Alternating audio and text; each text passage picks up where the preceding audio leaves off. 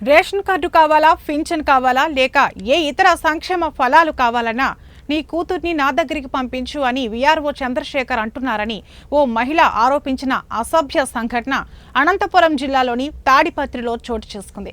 తాడిపత్రి పట్టణంలోని 35వ వార్డుకు చెందిన లక్ష్మి 2 ఏళ్ల కిందట భర్త వదిలేయడంతో తల్లి నాగమ్మ వద్ద ఉంటుంది.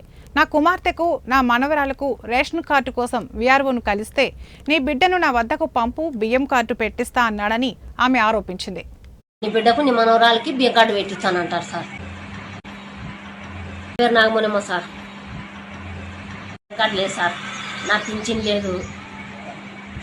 బియ్యం కార్డు పెట్టంటే ఈ మాట అంటాడు సార్.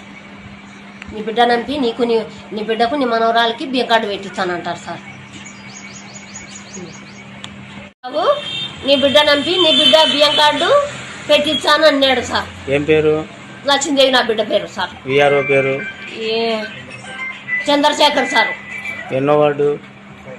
35వ ward sir. బియ్యం కార్డు కావాలంటే ఏమంటాడు? నీ బిడ్డ నంపి బియ్యం కార్డు పెడతాను, నీ బిడ్డకు నీ మనవరాలకి మొగుడు లేడంటున్నావు కదా, నా బిడ్డ నా అంటున్నావు కదా, నీ బిడ్డకు మొగుడు లేడు కరెక్టే, మాకు తెలుసు.